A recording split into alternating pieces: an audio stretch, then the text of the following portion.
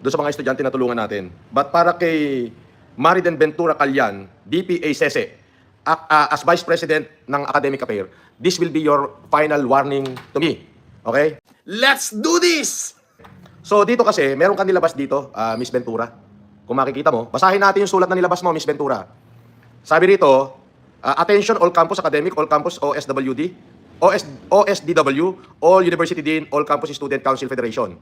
Prohibition in engaging to scam and fraudulent activities. Sabi nito, an information has reached my office regarding the alleged engagement of some student of Cagayan State University to online scam and fraudulent activity of certain Norman Mangusin or Francis Leo Marcos. Our university, etc. Di ko na ito tatapusin. Simple lang. Talaga? Unang-una, Miss Meriden, nandito ako sa Cagayan dahil taon-taon akong nandito sa Peña Blanca. Bahagi ng advokasya ko ang magbigay tuwing Pebrero 25, Pebrero 26, ang magbigay ng libreng salamin sa mata sa lahat ng malalabo ang mata, hindi lamang sa bayan ng Peña Blanca, halos buong Pilipinas. Taon-taon yan, ginaganap ko rito. Magtanong ka sa Peña Blanca LGU, okay? Alien!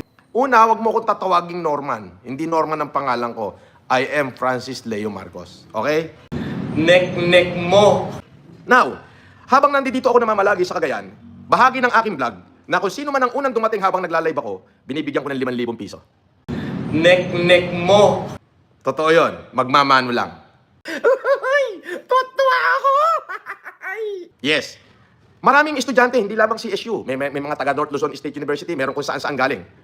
Nagpunta rito, nabigyan ko naman. Nagkataon na 2 estudyante sa magkaibang araw ang nabigyan ko dyan na nag-aaral sa Cagayan State University. Galingan mo pa!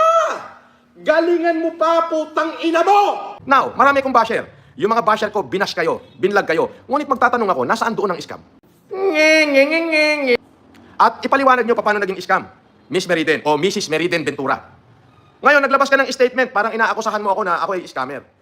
Bibigyan kita ng 24 oras para mag-public apology. This is my last and final warning. Otherwise, gagamitin ko lahat ng kapangyarihang meron ako, pasisibak kita sa trabaho. Di kalibre utak nito, pare. Kakasuhan ko pa yung Cagayan State University. Patunayan mo na may fraud. Kapag hindi mo napatunayan, kakasuhan kita. Lahat ng pwede kong gawin, gagawin ko. Lahat ng kapangyarihang meron ako, gagawin ko na. Ipasisibak kita sa trabaho, patatanggal kita sa DepEd, kakasuhan kita sa Maynila, at kakasuhan ko pa yung Cagayan State University. Strong Igorot at work! Bakit kanila pinayagan na maglabas ng ganyang statement? Ipakalat nyo to, kino-call out kita. Nasaan ang fraudulent? Nagpapaniwala ka doon sa basher ko na po Genius Black. Puta lahat yun, may kaso na sa akin. Warning mo yan. This is my warning. Mrs. or Miss Mariden Ventura. I'll give you 24 hours para mag-public apology. Hindi kita makontak. Tawag ako ng tawag sa telepono mo. Nangangagat ako. Hindi ko kayo makontak. Patunayan yung may fraudulent.